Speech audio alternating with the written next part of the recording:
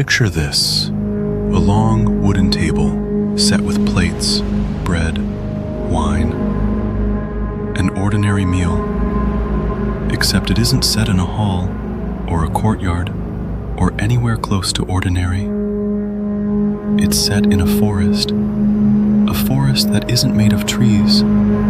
According to the accounts, and we'll get into exactly how reliable those accounts are, Vlad III sat down to eat a meal in the middle of a field of freshly impaled bodies. Merchants, rebels, men who defied him, still dying, some of them, as he ate.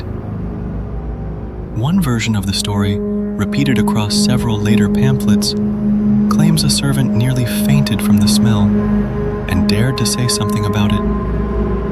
And Vlad's answer, according to that same account, was to have the man impaled too, on a taller stake than the rest, so he wouldn't have to smell it anymore. Now, is that exact detail true? Almost certainly exaggerated, maybe invented outright by propagandists this channel already covered last episode. But the raid itself, the burned town, the mass execution that gave those propagandists something real to exaggerate from in the first place, that part happened, and it's worse in some ways than the legend. This is the true story of the Brasov raids, the single most infamous act of violence in Vlad the Impaler's entire reign, and the real event sitting underneath history's most famous image of him. To understand why this happened, forget the battlefield for a second. This isn't a war story. It's a trade dispute that spiraled into something monstrous. Brasov, the Germans called it Kronstadt, was one of several wealthy Saxon merchant towns in southern Transylvania, just across the mountains from Wallachia. Independent-minded, well-defended, and deeply, directly involved in Wallachian politics, whether Vlad liked it or not. Here's the problem. These Saxon towns had a habit of backing whichever Wallachian claimant served their trade interests best. And right now, that wasn't Vlad. They were sheltering a rival named Dan, a pretender with his own claim to the Wallachian throne, giving him men, money, and a safe base just across the border to launch challenges against Vlad's rule. On top of that, merchants from Brasov and the surrounding Saxon towns had been operating in Wallachia under old trade privileges, bypassing local markets, undercutting Wallachian merchants, moving goods with a level of freedom Vlad viewed as an economic knife in his own kingdom's back. He'd already tried the reasonable approach, restricting their trading rights, redirecting commerce through towns loyal to him, formal warnings, formal demands. They ignored him, repeatedly, because why wouldn't they? He was young, recently returned to power, still consolidating control, and they had wealth, walls, and a rival claimant ready to take his throne the moment he showed weakness. They had no idea what ignoring him was about to cost. By 1459, the situation had gone from tense to openly hostile. Dan's forces, backed by Saxon money and safe harbor, launched a direct incursion into Wallachia. Vlad crushed it decisively. Dan himself was captured and, according to multiple accounts, executed, reportedly forced to dig his own grave before it happened. You'd think that would be the end of it. It wasn't. The Saxon towns kept sheltering Vlad's enemies, kept undercutting Wallachian trade, kept, in Vlad's eyes, treating him like a temporary inconvenience rather than a ruler who'd already proven exactly how far he was willing to go. So he sent another warning, direct, unambiguous. Stop harboring my enemies. Stop undermining Wallachian trade. Submit to the terms already laid out. Brasov's response, by most accounts, was somewhere between defiance and outright contempt. The kind of confidence that comes from thick walls, strong trade income, and the assumption that a young Valachian prince couldn't actually reach them, couldn't actually follow through. They'd seen what he did to Dan. They'd seen the pattern already forming around his name. They just didn't think it applied to them. In the spring of 1459, and again more severely in 1460, Vlad crossed into Transylvania with his forces, and he didn't come to negotiate. The suburbs surrounding Brasov, the merchant districts, the workshops, the churches and homes built up outside the main defended walls were burned, not accidentally, deliberately, methodically, district by district. The Chronicles describe entire parishes reduced to ash in a matter of days.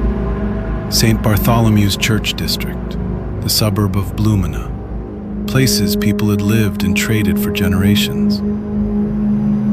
And the people caught in those districts? Merchants, tradesmen, anyone Vlad's forces identified as complicit in sheltering his enemies or defying his trade orders, were rounded up. Multiple independent sources, not just the propagandized German pamphlets, but Wallachian and other regional chronicles too, describe mass impalement on a scale that, even accounting for likely exaggeration in the exact numbers, was clearly meant to be seen, meant to be found, meant to be talked about for generations. Some accounts place the number of dead in the hundreds. Others, almost certainly inflated by the same propagandists this channel already exposed, claim numbers in the thousands. What's not seriously disputed is the method, or the intent. This wasn't battlefield casualties. This was public execution on a mass scale, staged specifically where the surviving Saxon merchants and every trade caravan that passed through afterward would see exactly what defiance cost. And then, according to the accounts that would later be printed and distributed across German-speaking Europe, the same accounts already flagged as propaganda in this channel's previous episode. Vlad had a table brought out, into the middle of it, and he ate. We can't verify that detail with real confidence. It's exactly the kind of theatrical flourish propagandists loved adding to make a story unforgettable. But whether or not that specific meal happened exactly as described, the message underneath it didn't need embellishing. Vlad wanted Brasov, and every Saxon town watching, to understand something with total clarity. Defiance had a price, and he was fully willing to make that price as public and as permanent as possible. Here's the uncomfortable part. From a purely strategic standpoint, it worked. In the immediate aftermath, other Saxon towns rapidly reconsidered their positions. Trade agreements got renegotiated, this time considerably more favorable to Wallachia. Support for rival claimants dried up fast. Nobody wanted to be the next Brasov.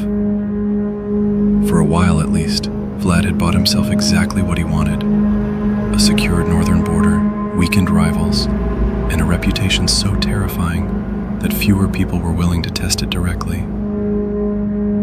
But reputations like that don't stay contained. They travel. And this is where episode 4 story picks up, almost exactly where this one leaves off.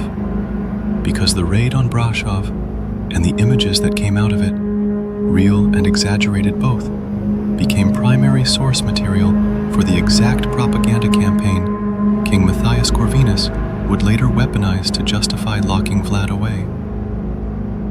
The famous woodcut illustration, the one still reprinted in history books and horror documentaries centuries later, showing Vlad calmly dining in a forest of impaled bodies, very likely traces directly back to this event. Real brutality, real mass execution, filtered through decades of retelling, propaganda, and eventually printed pamphlets, until the line between what happened and what was added for effect became almost impossible to fully untangle.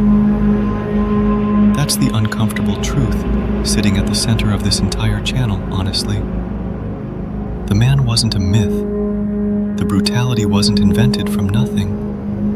But the version of him the world actually remembers is a mixture. Real atrocity, real strategic terror, layered under generations of exaggeration that turned a calculated medieval ruler into something closer to a folklore monster.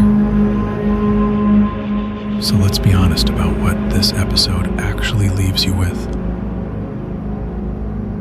Unlike the pamphlet exaggerations covered last episode, this one doesn't get to end with, and maybe it wasn't really that bad.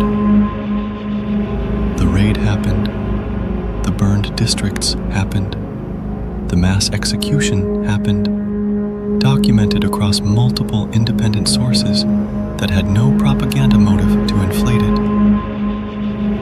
Whether the meal amid the bodies is fact or theatrical embellishment almost doesn't matter anymore by this point.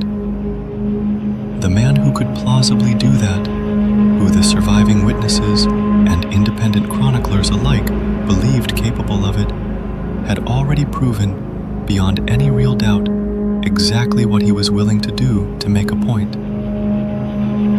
Strategic terror or unforgivable cruelty? At this point in the story, that question stops feeling like an abstract debate for historians and starts feeling like the only honest question left. Every week, this channel goes back into the true history behind the legend the world calls Dracula. The forest that made an empire retreat. The grave that took 500 years to even start looking for. The ally who turned him into a monster on paper. And now, the single event that may have given that monster its face. Subscribe if you think you can handle the parts of this story that were never propaganda at all. We'll see you in the next Chronicle.